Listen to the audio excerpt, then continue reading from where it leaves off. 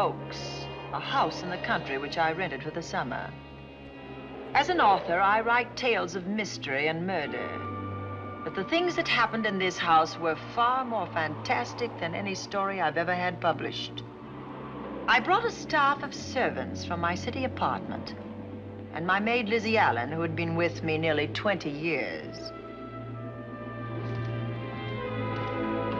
Lizzy? Yes, Miss Cornelia. Is the car ready? It's at the door. Look, Miss Cornelia, them servants you brought from the apartment are talking about walking out on us. Really? Well, I know they don't like it here, but I didn't think it was that bad. Well, they've been hearing things about the killer that the police call the Bat and the murders that he committed here this past winter. Now people are saying that he's back again. Well, how can they be sure of that? Has he committed another crime? No, not yet, but that ain't saying that he won't. Here's something else. You've heard about the bats they have here. Animal bats, the kind that fly. Yes, yes. Look what it says in this magazine. This is a report from the State Health Department, and it says some of them bats is rabid. Well... And that ain't all. Now there's a rumor going around that it was the bat himself, the killer, I mean, that released the rabid bats in this neighborhood. Oh, that's ridiculous. Well, the housekeeper, the cook, the butler, and the upstairs maid don't think so. Well, I can't help what they think. If hysterical nonsense like that can scare them out of their good jobs, it's their loss, not mine. Come on, Lizzy, I've got to get to the bank.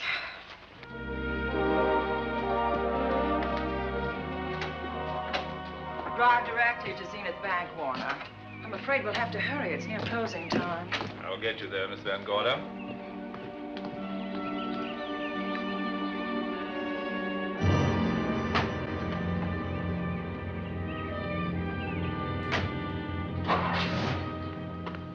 Thanks again. Miss Van Gorder. How do you do, Mr. Barry? How are you? I'm very well, thank you. You remember Lizzy Allen? Of course. Hello, Miss Allen. How do you do? So you're spending the summer with us again? Yes, yes. I've leased the Oaks, the home of your bank president, John Fleming. I heard you had. I was surprised. Why? Is there something the matter with it? No. I was surprised because Mr. Fleming said he would never rent it. Oh? Well, I rented it from his nephew, Mark Fleming, who has the real estate office here. He said his uncle would be gone the entire summer. Well, that's right.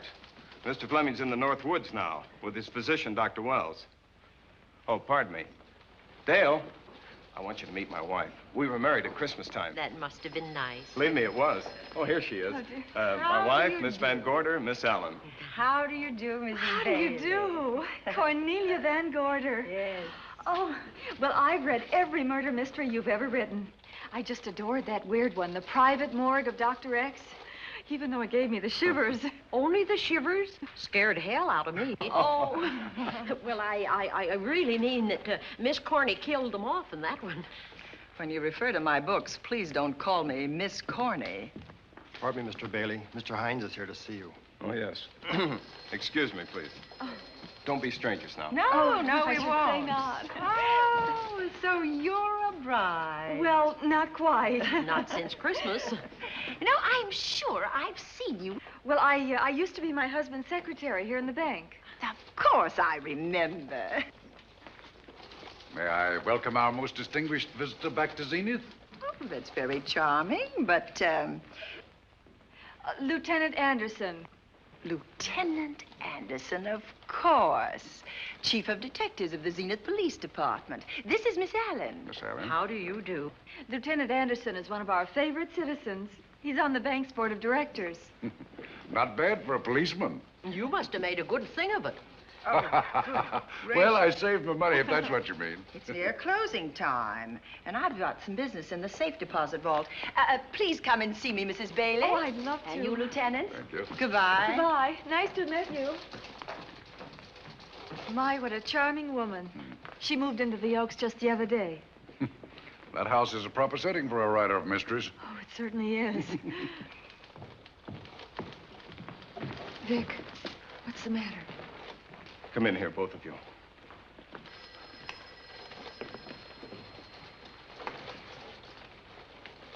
Andy, we're in trouble. Wendell Hines came in to pick up $350,000 worth of bonds that we were holding as collateral for a loan. They were kept in our special vault. Mr. Fleming and I are the only officers of the bank who have access to that vault. So? The Hines bonds are gone. That's not all. Other negotiable securities are missing. From what I can gather, short of a careful check, the bank has been looted of over $1 million worth of securities. You'll have to notify Fleming. I wish I could talk to him. Unfortunately, he and Dr. Wells are deep in the woods. They can't be reached by phone.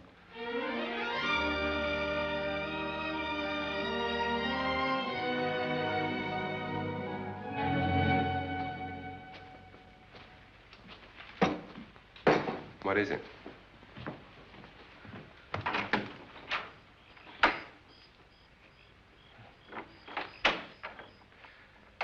I thought I heard someone on the path coming from the lake. Had an idea it might be that guide of ours. Oh, Sam won't show up until morning. It's a 20-mile canoe trip from here to civilization. 5 will get you 10. Sam has a message for me. I thought you told him at the bank not to bother you. I did, but they'll bother me.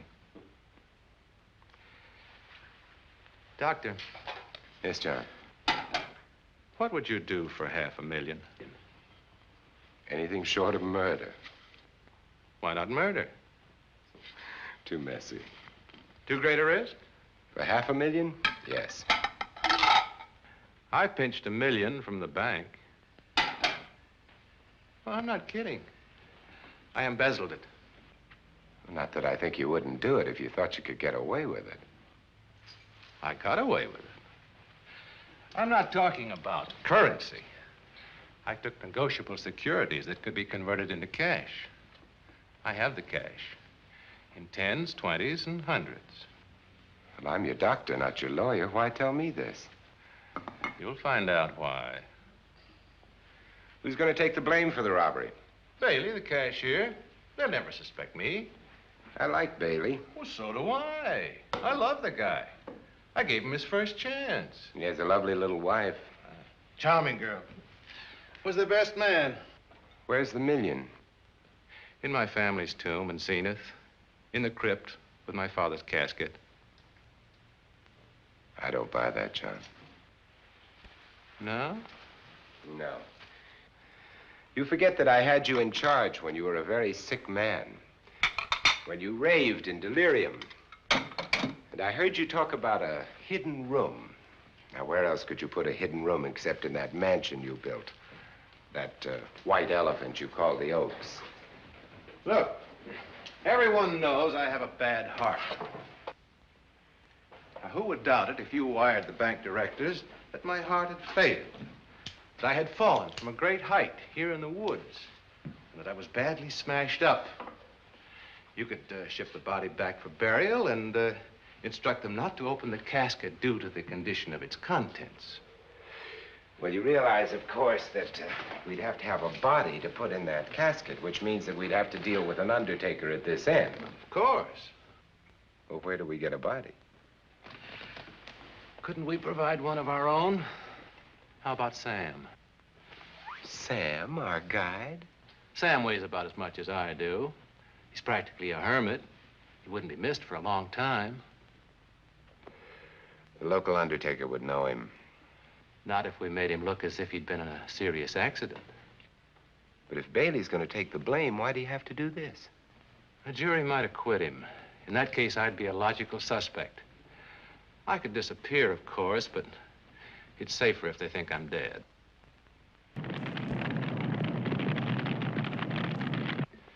What if I don't go for this deal? In that case, it would be too bad. You mean you'd kill me? What else could I do? Now that I've told you about the $1 million, I'd say you were shot in a hunting accident. Now, look, Doctor, if you can find another body instead of Sam's, it's all right with me. There's $500,000 in it for you. I'll do my best.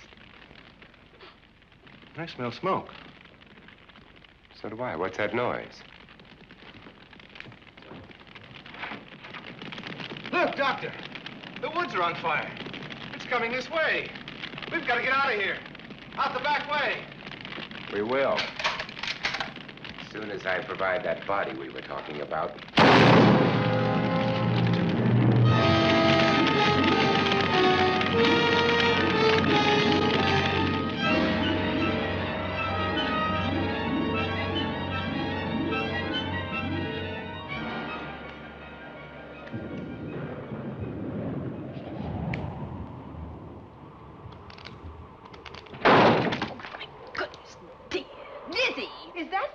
Yes, Miss Cornelia. There's a storm coming up, and it's gonna be a snorter. The wind nearly blew the door off its hinges. Well, that noise blew my game higher than a kite. I think I've lost some of the cars. Oh, I'll get them for you. Oh, I see you found the paper. Drat that paper boy, scooting by on his bicycle, just chucked it into a clump of bushes and let it go at that. For land's sake, Mr. Vic Bailey's been arrested. Oh? I think. Victor Bailey, vice president and cashier of the Zenith Bank, was arraigned before United States Commissioner Alvin Fielding, charged with the embezzlement of over $1 million. I can't believe Vic Bailey had anything to do with that robbery. Oh, well, I see our landlord is home again. Landlord? Mr. Fleming. Dr. Malcolm Wells is back in town with the body of John Fleming, president of the Zenith Bank, who was killed in a forest fire. Mr. Fleming will be laid to rest in his family's tomb on Friday. And I hope he stays there. Well, why shouldn't he? Well, this is his house. And ever since he died, some funny things have happened here. For instance? The housekeeper, the cook, and the butler said that they heard strange noises at night. And the upstairs maid swore that she met a man without a face coming up the back stairs. Oh, so that's why they quit and left me to run this place without a staff. They didn't tell you, Miss Corney, but the truth is they was scared to stay. But you're still here, Lizzy. Haven't you seen anything? No. No, and even if I had, I ain't afraid of ghosts. They're afraid of me. Honest, Miss Corney, a spiritualist told me once that ghosts was allergic to me. But this Bat feller they keep talking about in the paper, I guess he'd be different. No, I don't think you'd have the same effect on him. Oh, dear. What are they trying to do? Drive people away from this part of the country? Why, what does it say about the bat? Specialty seems to be killing women. My goodness, 2 of them in one night. All his victims died the same way, like their throats had been ripped open with steel claws. That's a charming little caper. I'll have to try it sometime. In a book.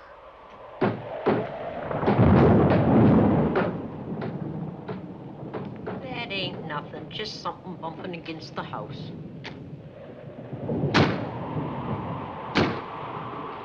That's just the wind banging a door. Pay no attention to it. Listen to this. One of his victims, who lived for a moment after she was found, described the bat as a man without a face. Honest, Miss Corney, I think that woman must have been exaggerating.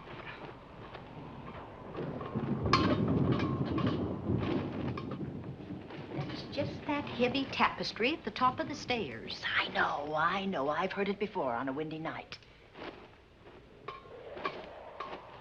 That sounds as if there was someone on the stairs. I know there isn't. At least there shouldn't be. There ain't. Them's just the noises you hear in any old house on a windy night. It says here that the bat never leaves no fingerprints. That's understandable. Having no face, he probably has no fingers either. Lizzy!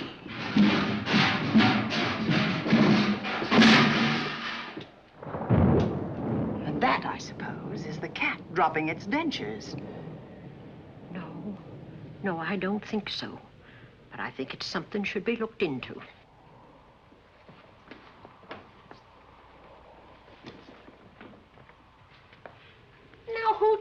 him down here. The wind, I hope. There must be a window open up there. No, Lizzy. Let him lay. Let him sleep it off. I hope the power lines don't go down, put the lights out. Now, we'll check the windows in the living room and draw the curtains, and then we'll go to bed. Yes, ma'am.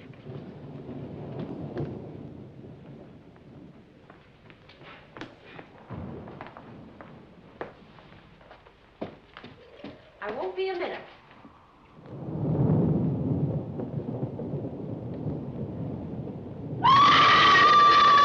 Gordy! Oh! What's that? Oh, when I went to get the tape, I turned the latch off. I forgot to turn it on again. He's out there. He was coming in. He might have got you. Oh, but he didn't, and he's still out there, thanks to you. Now, you hurry now, and we'll call the police. No, I won't leave you, Miss Coney.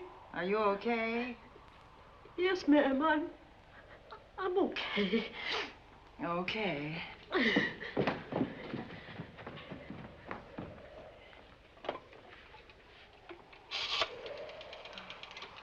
Operator? Give me the police department, please. Zenith Police Department. This is Cornelia Van Gorder. I'm living at the Oaks. We know about that, Miss Van Gorder.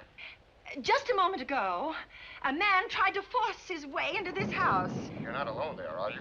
What about your servants? Well, I have none except my chauffeur, and he's away. He won't be back until the morning. Now, there's only 2 of us here tonight, and we're going to lock ourselves in my room. Now, if any of your men see anything, will you have them call me? I'll send officers over there right away. Well, thank you very much. Come on, Lizzy. We're going to sleep in my room.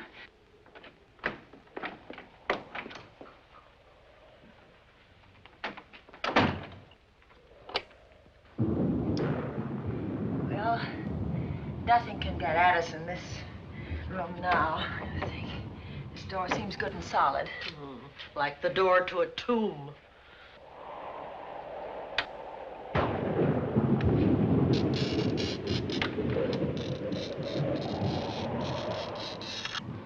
I think that couch will be comfortable. There's some extra bedding, you know, in the Yes, closet. ma'am. Let's see now.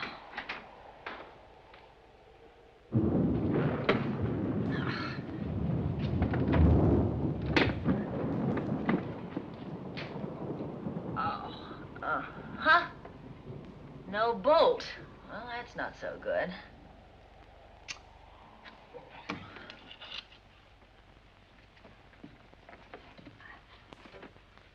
Oh, what's that for? That, my good woman, is a booby trap. If anybody tries to open this transom, this will be knocked off, and we'll hear it fall.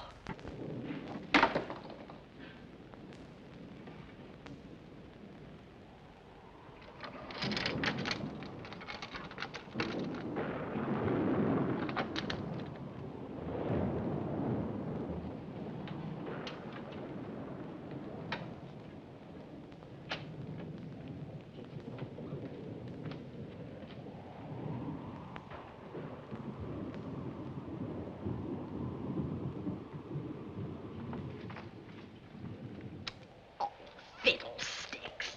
I forgot my night things, my robe, my gown, and my slippers. I'll go get 'em now. Now, wait a minute, Lizzy.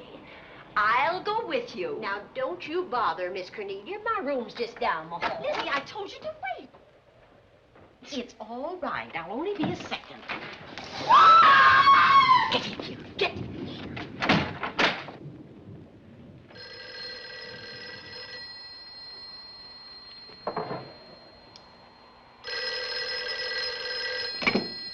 Yes?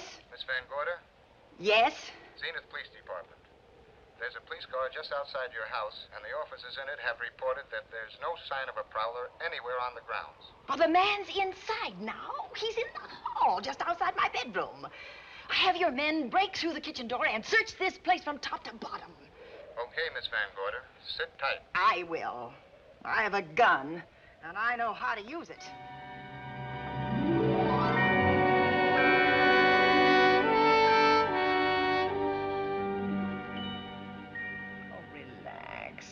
relax, Lizzy. The police did a good job. They couldn't find anybody in here.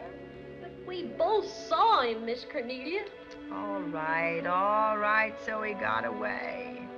But there are men on guard outside, so just try and get some rest. There's nothing can get at us here.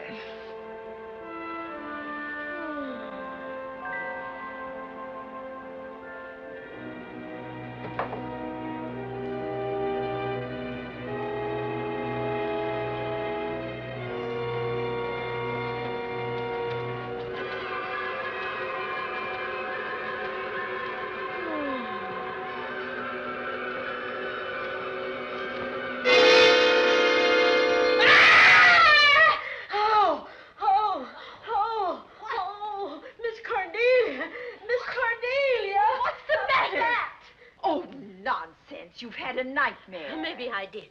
But there was a bat in it, and it bit me. And it flew in that closet. Oh, good gracious, Lizzy, you're right.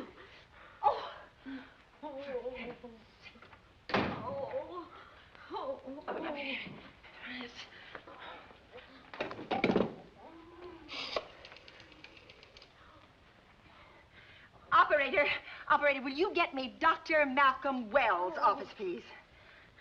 No, I don't know his number, and I have no phone book up here, but this is an emergency. Will you connect me with his office, please? Oh, dear, I'm going to get the rabies. Hello? Hello? Dr. Wells' office? This is a call service. Dr. Wells is out at the moment, but if you'll give me your name and number, I'll try to locate him. Well, this is Miss Van Gorder of the Oaks.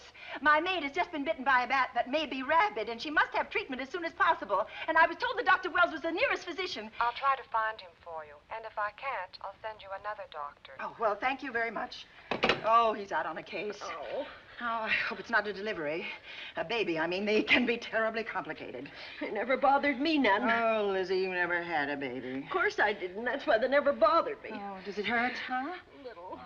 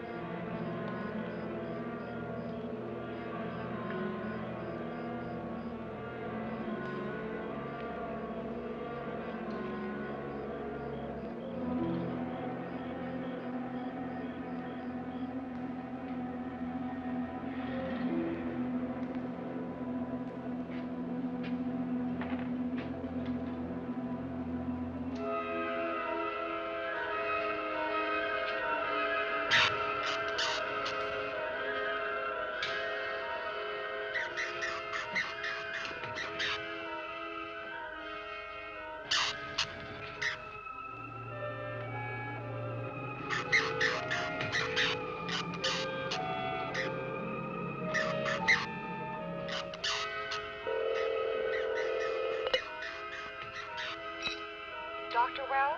Are you there, Dr. Wells? Are you there, Dr. Wells? This is the operator. Your call service is on the wire. It's an emergency. This is Dr. Wells. This is your call service, Doctor. Oh, hello. I was just doing an experiment. I left the receiver off. That's what I thought, but I kept trying. Miss Van Gorder at the Oaks called and said that her maid had been bitten by a bat, and she's afraid it might be rabid. What? Oh, all right. Tell her I'll be right over there.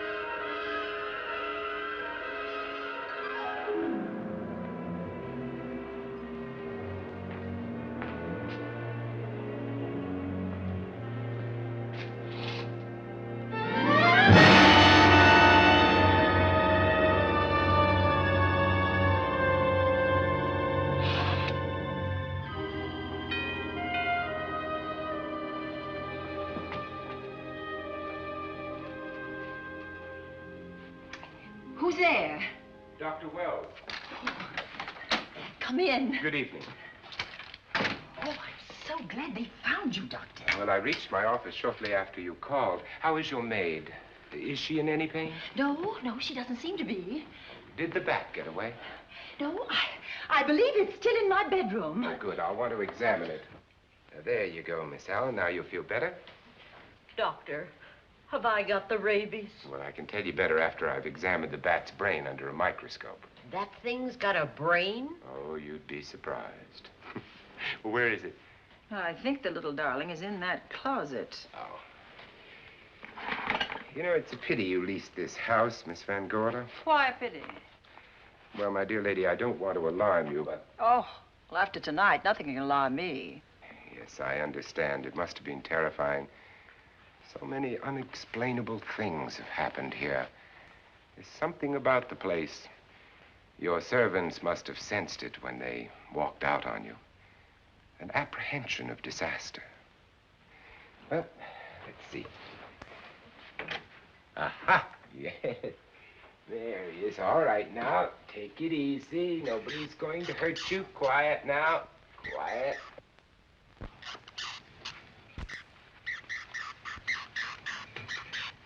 He looks quite normal. Doesn't seem to be sick at all. Oh, ain't that nice? I've been worried about him. Well, you should be. From his appearance, I'd say that he doesn't have any infection. In which case, you've had a narrow escape. Now, you take one of those tablets I left for you, and I'll guarantee you a good night. And I'll drop in on you tomorrow. Oh, thanks for everything, Doctor. Now, don't worry, I can find my way out. Oh, I know you can, but do let me help you. Oh, don't forget that once I'm gone, you'll have to climb those stairs alone. Oh, I'm all right. I'm armed now. Can you, shoot one of those things without shutting your eyes? Oh, Doctor, there are guns in every book I've ever written. I don't write about things I'm unfamiliar with.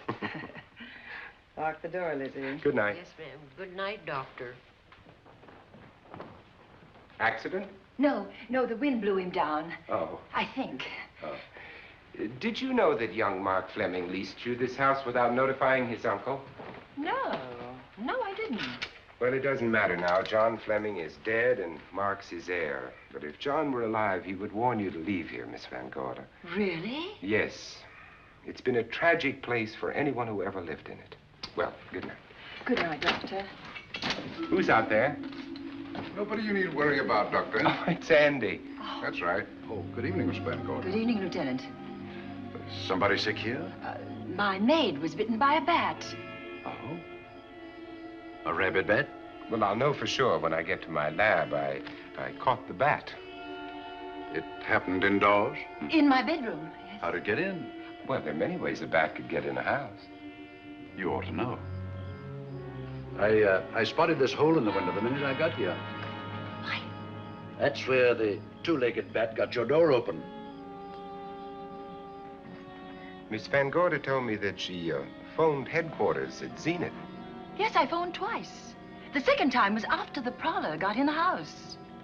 When headquarters, Andy? No, but they contacted me. An officer came and searched the house from top to bottom, but they couldn't find the bat.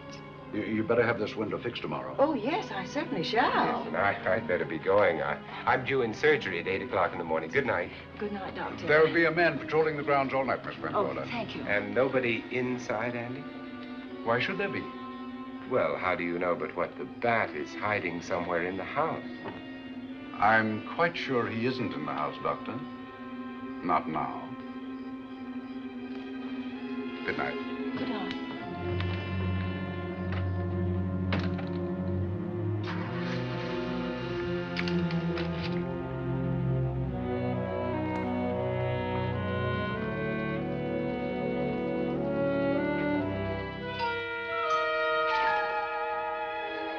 Hi, Andy.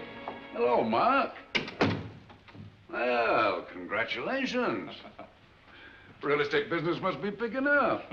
New office, new furniture. New deal. How do you like it? Looks expensive. Are you squandering your inheritance? Oh, I haven't got it yet. Well, the paper says John Fleming left his entire fortune to you. Funny thing about that entire fortune is that we can't find it. No kidding. Oh, all All Uncle John had in his bank account was a couple of $100. And his safe deposit box was empty. If we don't find that missing million, mine will be empty, too. How come? Well, all my savings were invested in Zenith Bank stock. The examiners won't certify the bank as solvent until those stolen securities are found. So the stockholders have voted an assessment that will wipe some of us out. It's a cinch those securities have been converted into cash. And if I can't find that cash, I'm sunk. Well, where are you going to look for it, Andy?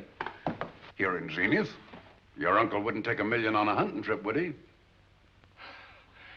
You suspect Uncle John? Why, Andy, he founded the Zenith Bank. That'd be like robbing the family tomb. You think he wouldn't? Well, besides, Vic Bailey's fingerprints are all over the vault. Now, they didn't find any of Uncle John's fingerprints. Because he wiped him off. Can the defense prove that? They'll try to. Judy Hollander, Bailey's secretary, is a defense witness. And they believe her testimony will have a powerful effect on the jury. Oh, well, she has a powerful effect on me. Judy's a doll. Here's the book you mentioned, Judy. It's your newest one. Yes, it's just been published. You can have that copy if you wish. Oh, it's a first edition and you've signed it. Yes, of course. Thank you so much.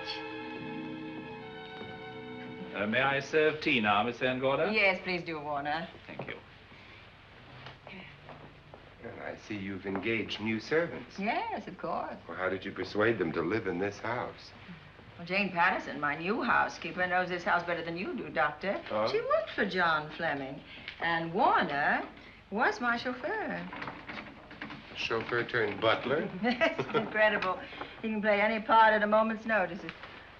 Did you get a plumber, Warner? No, we can't get a plumber for 3 days, madam. What about that leaking pipe? The basement will be flooded in 3 days. The pipe is no longer leaking. You mean it's dried up of its own accord? No, not quite. I packed the elbow where the water was coming out. Packed the elbow? Well, where did you learn how to do that? Well, into each life, a little rain must fall, and a careful man learns to keep himself dry. Now, is there anything else that you require, Miss Van Gorder? No, not at the moment, Warner. Thank you, madam. Now, there's a character. How long did you say that he worked for you as chauffeur? About 3 months. Well, I hope he doesn't have a police record. My dear Dale, it may interest you to know that the last night of his life, John Fleming told me that he loved your husband like a son. If Fleming were alive today, he would be fighting to prove Vic's innocence. Could Mr. Fleming prove his own innocence? Miss Van Gorder, can there be any doubt about it? There will be when Miss Hollander testifies at Vic's trial.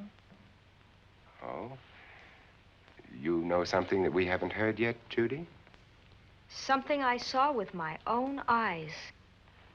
She's not permitted to say what it was. My dear girl, I wouldn't think of asking her. But let's assume for a moment that Fleming did steal the $1 million. Now, what would he do about it? Where is it? Hidden someplace where he could lay his hands on it without getting caught in the act. Now, if I was writing this, instead of living in the middle of it, I'd hide it right here in this spooky old house. Under a loose floorboard or up a chimney? If Mr. Fleming had the nerve to steal $1 million, he'd make his plans well in advance. I'd say he'd prepare a place to hide it. Possibly when this house was being built. Now, I rented this place from Mark Fleming, his nephew. I wonder if he'd have the floor plans. I'll ask him. Yes. Lizzy, will you bring Mrs. Bailey the phone? Oh, you ask him now. Okay. His number is Summit 7537. Oh, thank you, Lizzy. Summit 7537. Not bad, eh, Andy? That means new business. Now, you see, somebody wants to buy a house. Mark Fleming speaking. Oh, hello, Dale. Well, hang on a minute, honey, while I see if I have him. It's Dale Bailey, all excited. Miss Van Gorder wants to know if I have the floor plans of the Oaks. Now, what would she want with the floor plans? Well, she suggested to me that your uncle might have hidden the bank loot there. Are the plans here? Somewhere in the house itself. Wait a minute, there is a place where Uncle Johnny might have kept those blueprints. What place? Well, I heard him talk about it a good many years ago. I can't be sure of the exact location. Anyway, I don't think the old boy had the guts to steal $1 million. But if I find those plans, I'll let you know, Andy. Hello, Dale. Look, honey, I haven't seen those plans since I was a kid, but I'll come over tonight and maybe we can find them. Thank you, Mark. We'll expect you. He seems to think they're here in the house somewhere. He's coming over tonight. Well, that's good. Dale and Judy are my house guests for the weekend. Would you like to have dinner with us tonight? Oh, no, thank you. I couldn't. I still have a few calls to make. You know, if Judy's testimony is going to clear Vic Bailey and implicate John Fleming, others may get the idea that there's buried treasure in this house. Don't even mention your testimony until you're actually on the stand. Oh, I won't. That's a smart girl, Judy, and a very lovely girl. Well, good afternoon, ladies. Goodbye, Doctor. Dr. Wilbur. Come on, girls, let's go.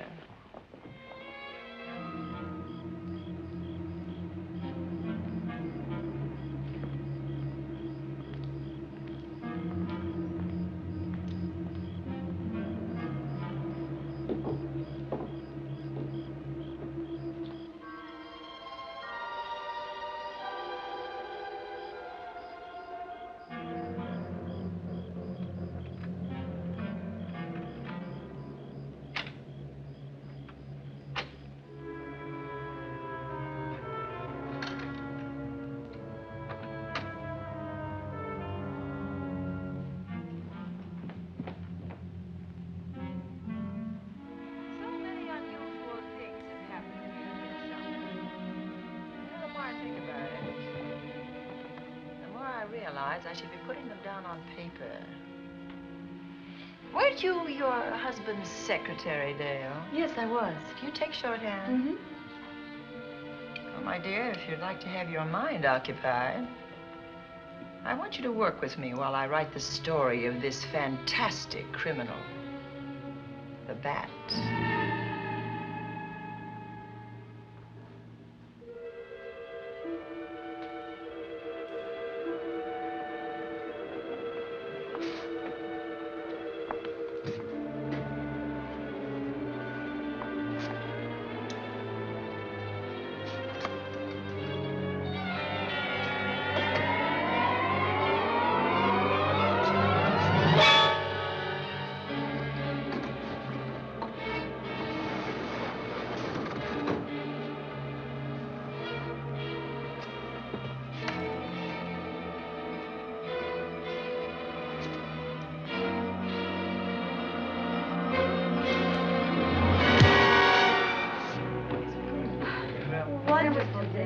Thank you. It's really nice. A good dinner, Lizzy. As usual. Wonderful. Oh, what a lovely piece of silver. It's an original, isn't it? Yes, they still use them in England for buffet breakfasts. Some hot water in the bottom. Should keep us hot, your sausages and your scrambled eggs. Interesting. Very useful. Really nice.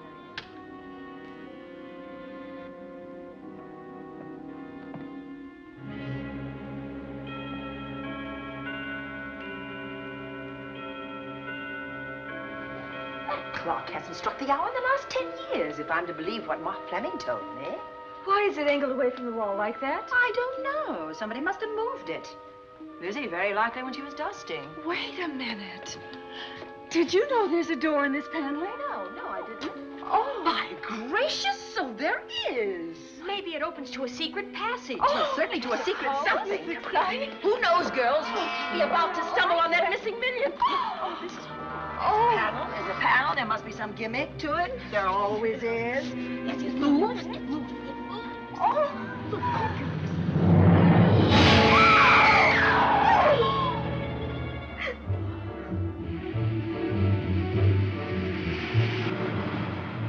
Calling car 11.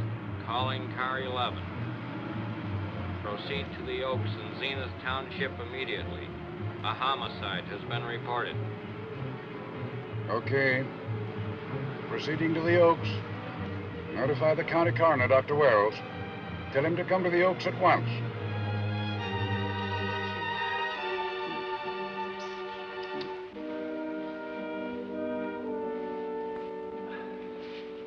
Horrible.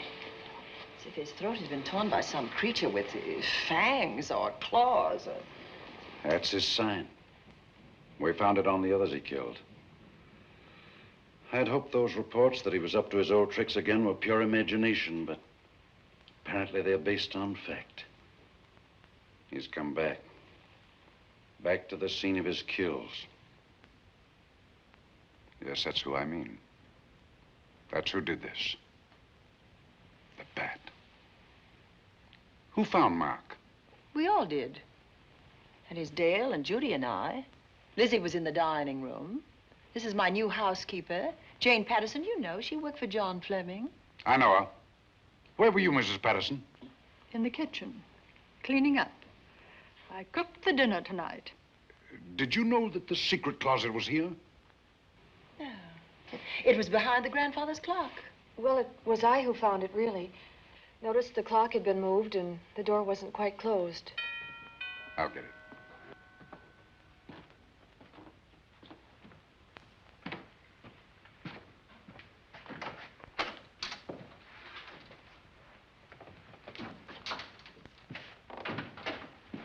Who is it?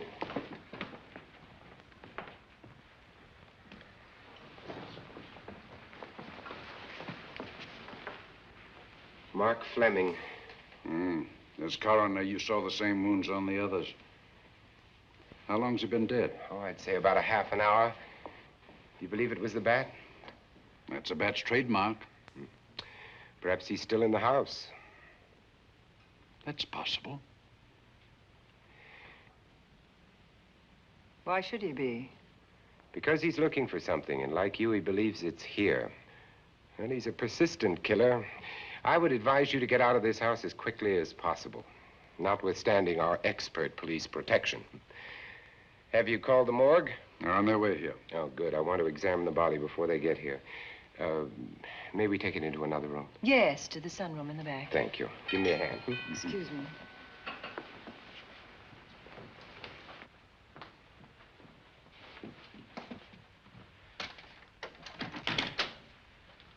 Oh, Warner, where have you been? Well, madam, has there been an accident? There's been a murder. Mark Fleming, the young man from whom I leased this place, was killed here tonight. They know who did it? Well, they believe it was the bat. I'm sorry I had to use the front door, Miss Van Gorder, but I forgot my keys, and when I rang the bell at the kitchen door, there was no response. Oh, this is Warner, Lieutenant. He's my butler. He was my chauffeur. Why'd you promote him? Well, it's very difficult to find a butler. They don't like service in the country. Have you been a butler before? I've served in many capacities, sir, but this was my night off, and I forgot my keys. I heard that part. What time did you leave the house tonight? Oh, about 6:30. I had dinner at Wiley's Roadhouse. Can you prove where you spent the rest of the evening? I can try. Try hard. And don't leave the house. I'll get to you later. Very good, sir. I shall be in my room, Miss Van Gorder, if you need me. Yes, Warner. Surely you don't think he's... Warren and I've met before. I can't recall where or when, but I will.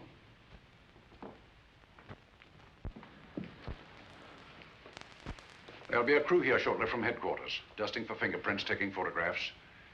But in the meantime, Mrs. Patterson, you aren't leaving the house tonight, are you? No, Lieutenant. Don't. I'll talk to you in the morning. Good night. Good night, sir. Good night, Miss Van Gorder. Dale, I was with Mark Fleming this afternoon when you talked to him about the floor plans of this house. I heard him tell you he was coming here tonight. Dale called him at my request. She told me he was coming. Who else should I tell you that?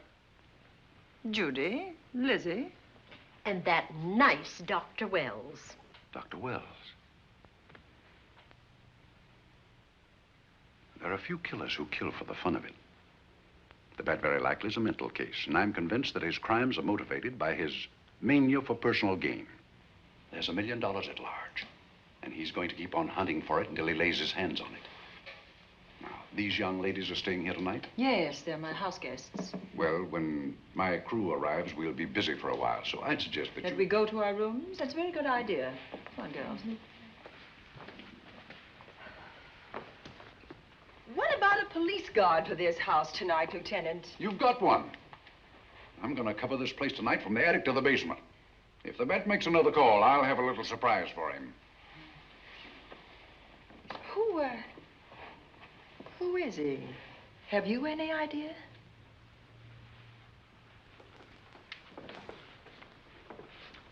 He could be anybody. So far, there are clues to his identity, but nothing we could take before a jury. I'm afraid we must look higher than the criminal world. He may be a merchant, lawyer, doctor, scientist, one of the pillars of his community. Ladies, lock your doors tonight. Stay behind them. I promise you you'll be safe. Good night. Good night, Lieutenant. Good night.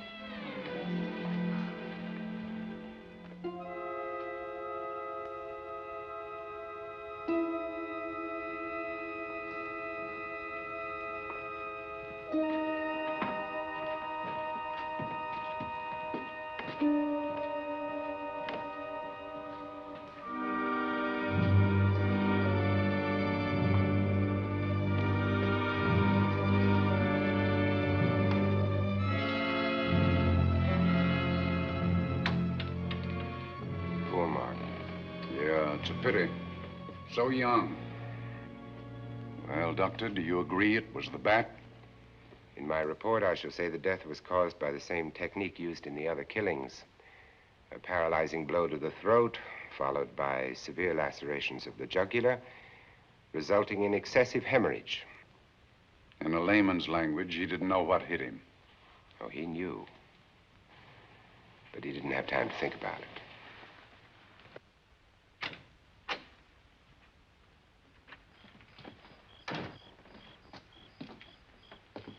Staying here tonight, Andy?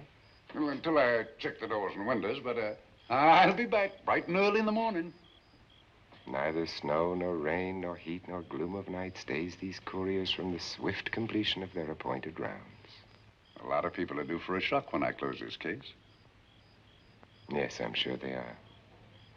Good night, Andy. Don't get hurt. Good night, Doctor.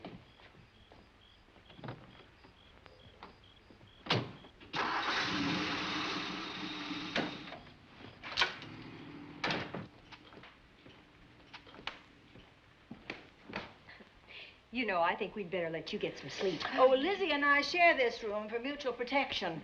You know, one night, a storm blew the wires down, put the lights out, and I went out the next day and bought a half a dozen of these things. You better take one with you, Dale. Oh, thank you. We'll go across the hall now. Are you sure there's nothing else you need? Oh, no. Quite sure. We'll be all right. Well, if anything bothers you, you just sing out, and 2 strong women will come to your rescue. Oh, nothing will bother us. Not with Andy on the job. No. Well, good night. Good night, Miss Van Gorder. See you in the Don't worry, everything will be all right. We won't. Good night. Good night.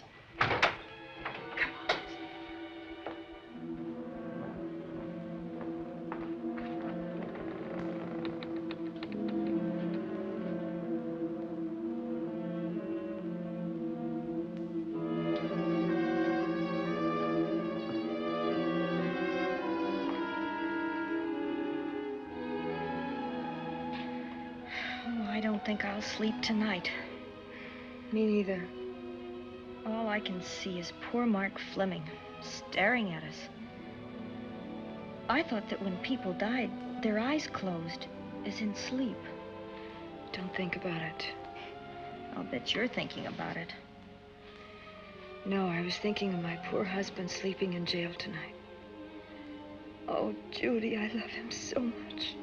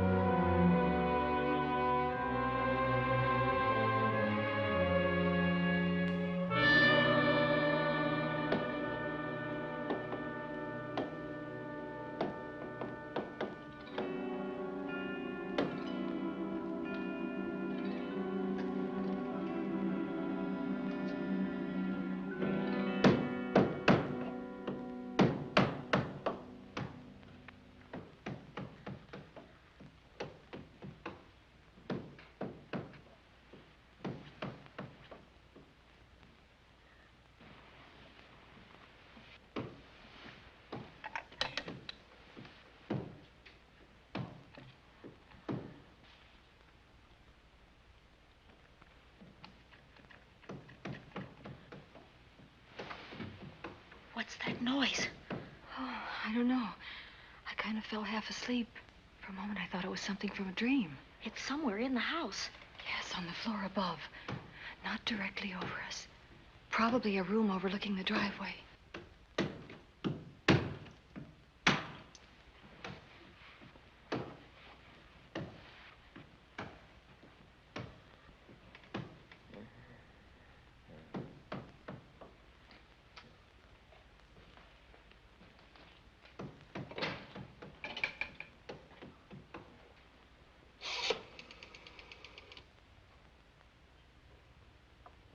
Should we call Miss Van Gorder? She'll hear it. How can she help but hear it? Oh, besides, we don't want her to think we're a couple of hysterical women. Well, I'm about to become one. Oh, I dear. had it for one night. Dale, you're not going out in that hall. I want to know what's happening up there. But Lieutenant Anderson said if we stayed behind our locked doors, we'd be safe. Vic isn't safe locked up in that jail. Suppose that stolen money is in this house. Mark Fleming seemed to think it was. Maybe that's what somebody's looking for.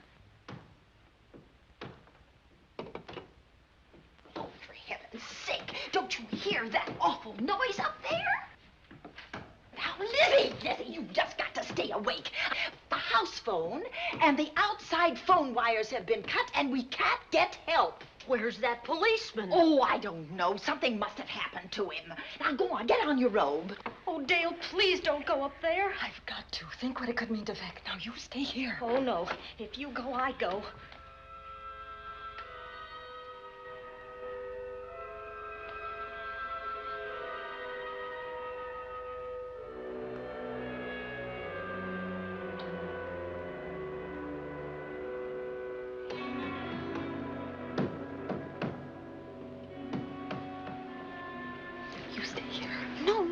Let you go up there alone. You wait here. I'm going to see what it is. Oh, please let me go with you, Judy, Dale. will you warn me if anyone comes? I'll only be a moment. Now, wait.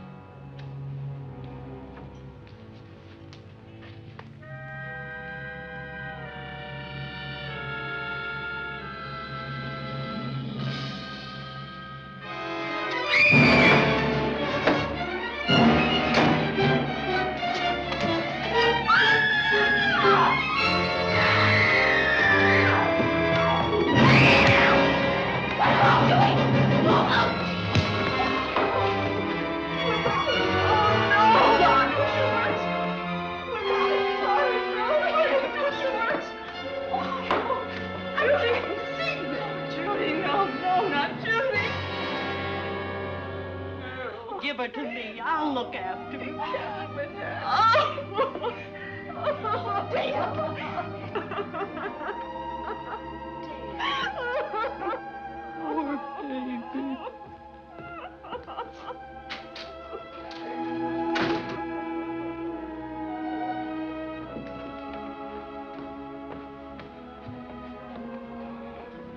Judy.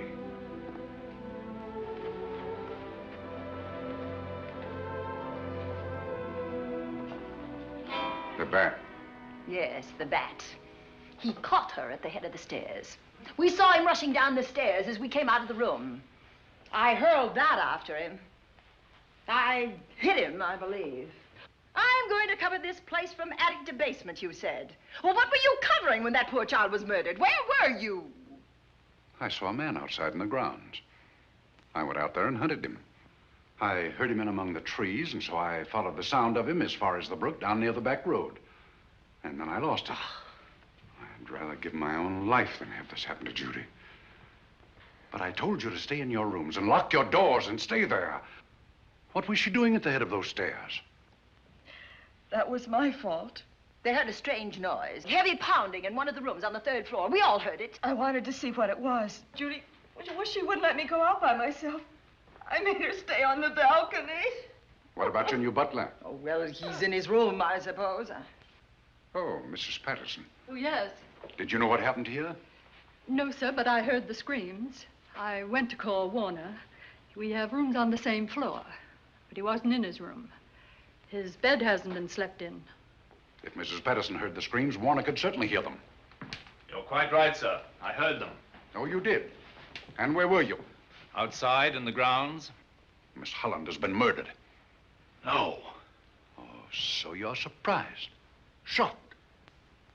Well, I've seen better performances. I remember you now. Your name's not Warner. I've got a circular in my office with your picture on it. The Chicago police not so long ago were hunting for you in connection with the robbery. You're right again, sir. And they found me and they tried me and I proved my innocence and I was acquitted. That could have been a lucky break. Where were you when this child was killed? I told you before, sir. Outside. What were you doing there? I was following you. I saw you leaving the house, and it seemed that you were hunting someone. I thought you might need some help. Oh, yes, sir. I followed your flashlight down through the trees. Then it disappeared. And then suddenly, as I was staring out into the darkness, I was struck by something on the back of the head. The next thing I knew, I was lying on the ground. I realized I'd been knocked out. I wish you had been knocked out. But then we'd have found you with your mask still on your face. You were hit here in this house with this poker as you were rushing down those stairs after that child was killed. Oh, no, sir. You can't pin this on me. I'm not the bat. I've never killed. I couldn't kill. I won't take the rap for this.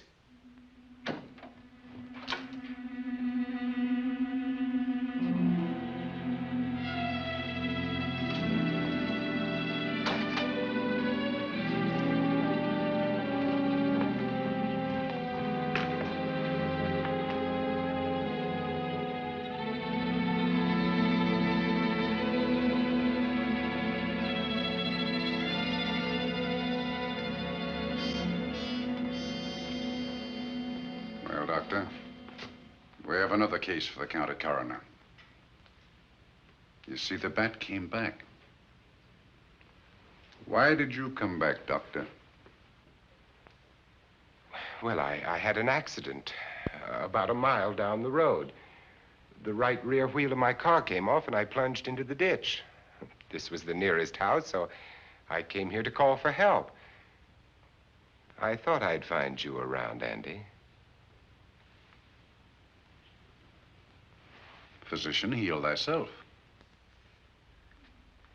You must have been hit by something on the back of your head. I told you I had an accident. So you did, Doctor. So you did. I could be wrong. But maybe I'm not. We shall see. All right, dear, let's start a new chapter. For days, the murders held the headlines. Lieutenant Anderson grilled us and ransacked the house from top to bottom. Warner was not placed under arrest, but his every move was watched. At night, except for a detective on guard in the house, the police and the reporters left us alone. And on one of those nights, without telling Lizzy or anyone else, I pursued a secret investigation of my own.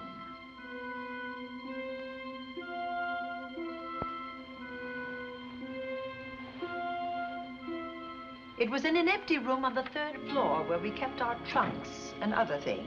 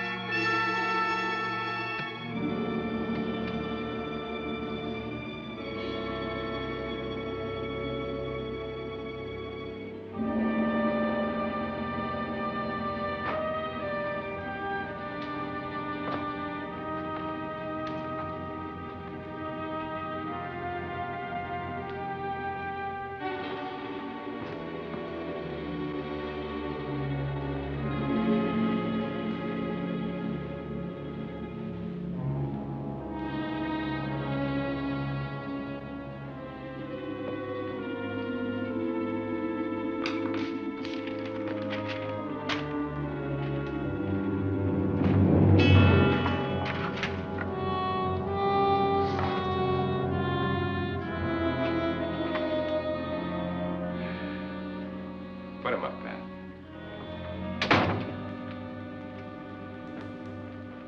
It's a bright idea to kill me in my own lab and let people think that I'm the bat.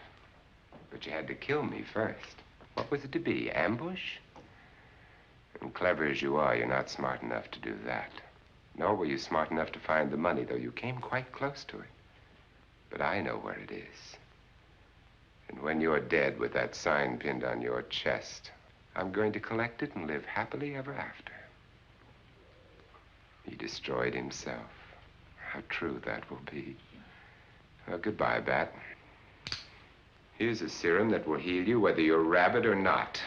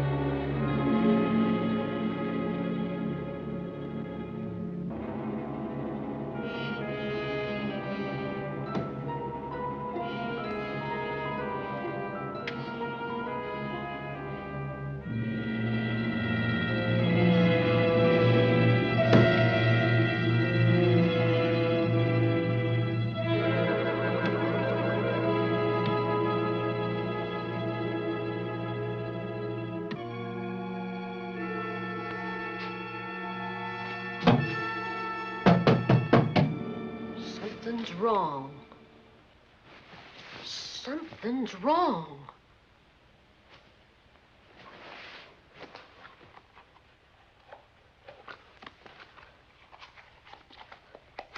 Miss Cornelia.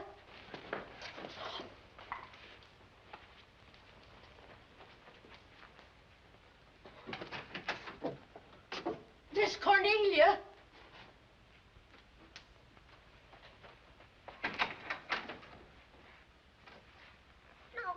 Where would she be going at this time of night?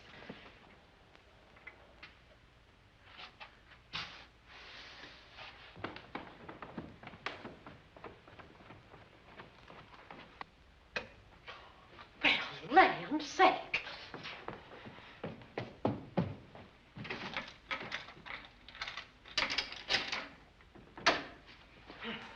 I never. Oh. Mr. Davenport. Mr. Davenport. Oh, a fine thing. The door unbolted, the chain off, and you asleep on the job. Wait till Lieutenant Anderson hears about this. Come on, wake up. What's the matter with you? I don't know. My head hurts. My whole body's numb. Here, take a sip of this. Try to snap out of it. I'll be back in a minute.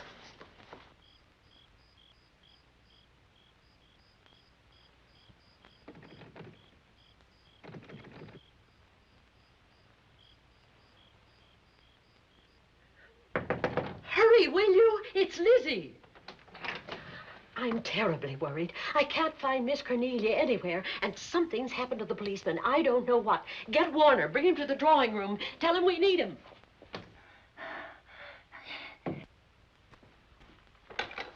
Are you all right now? Yeah, I'll be all right in a minute. I remember now. I took a drink of wine from that decanter there. Miss Van Gorder told me to help myself. She wouldn't put nothing in it? Well, somebody did. Somebody who knew I was on duty here. Then it was somebody that got Miss Van Gorder. I can't find her anywhere. Upstairs, downstairs, or in the basement. I told the housekeeper to get Warner. Lieutenant Anderson will want to know about this. Hello. Yeah, this is Davenport at the Oaks. We've got trouble here. Well, for one thing, I was drugged. Yeah. But I must have been knocked out because the maid tells me Miss Van Gorder is missing. Well, you better call Anderson and let him know. He's not at home. Well, where is he? Out on a case? What case? Dr. Wells. What else did they tell you about it? Oh, hurry, will you? We've got to find Miss Cornelia. Okay. Lieutenant Anderson is out on a case. Dr. Wells was found dead in a room next to his garage, murdered. Dr. Wells? There's something queer about the killing of Wells, but headquarters won't talk about it. Lizzy, Warner isn't in his room. There's no sign of him anywhere. And I was supposed to keep an eye on that guy. Where's Miss Cornelia? That's what I want to know. Wait a minute. Didn't you say that the chain and the bolt were off of the front door? I certainly did. Well, maybe Miss Van Gorder went outside. Oh, she never would. We better look. I can't breathe. There's no air.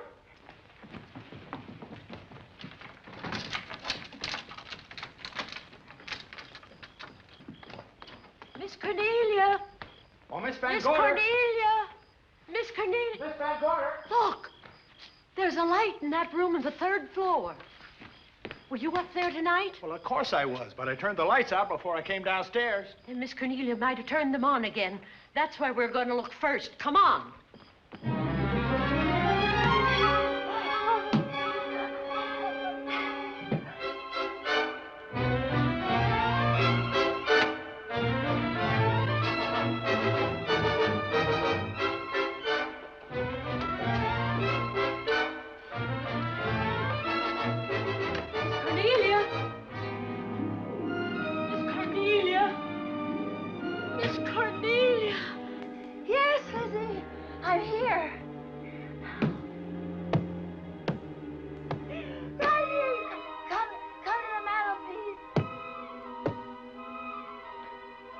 Here we are, Miss Van Gorder. What do we do now?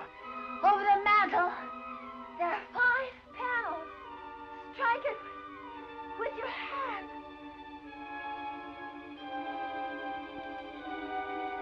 Which panel did you say, Miss Van Gorder?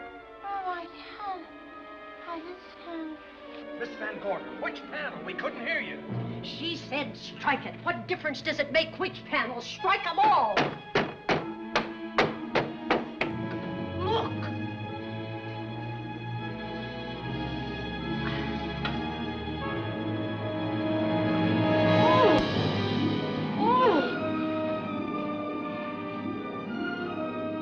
Oh, it's all right now. It's all right, dear. Lizzie's here.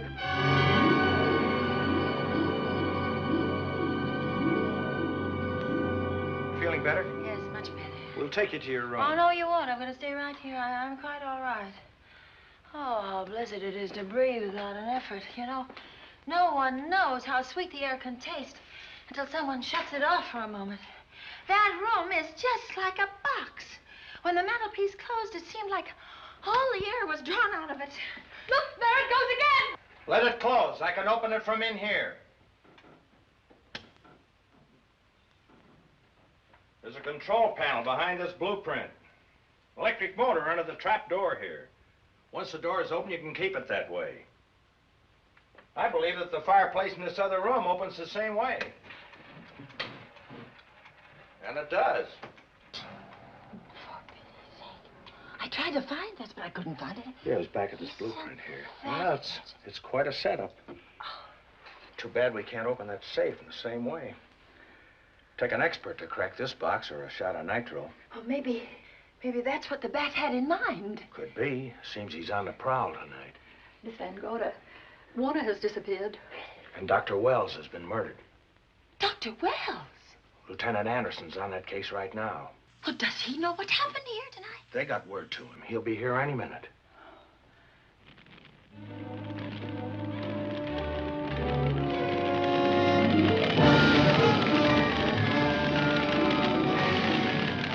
What's that noise? Miss Van Gorder, the garage is on fire. Scott, look at that. Lizzy, put that light out in the other room.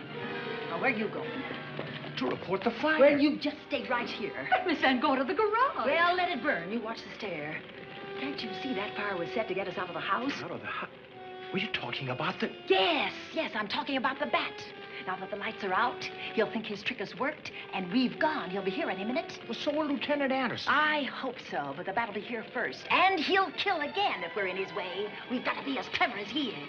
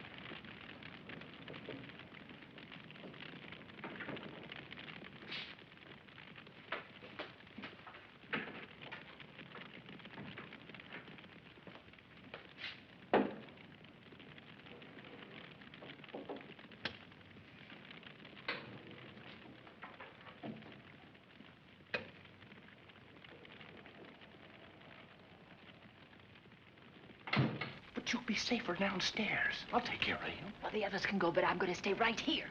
All right, but get out of sight.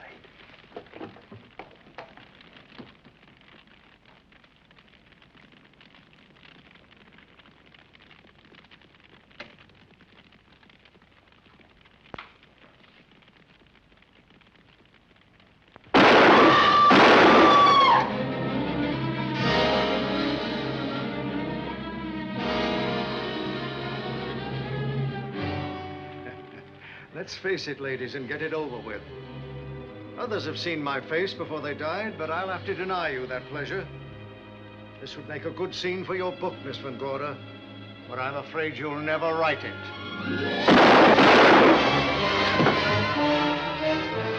That is Warner. I could tell. You misjudged me, Miss Ellen. Warner! I don't like being a murder suspect, Miss Van Gorder. I was headed for a plane, but halfway to the airport, I changed my mind and came back. I'm glad that I did.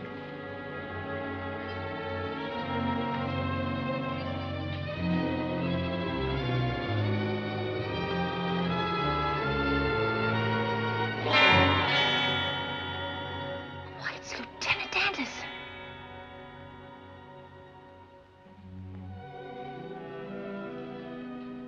Yes, it was Anderson. He'd discovered the secret of the hidden room and was waiting to get into it and open up the safe. We found the money in it, a little over $1 million in tens and twenties and hundreds. Good old Andy. With all his ill-gotten gains invested in bank stock. It's rather a clever way to hide stolen money. In the open, as it were, and so respectable. But don't try it. No matter how clever you are, you can't hide murder.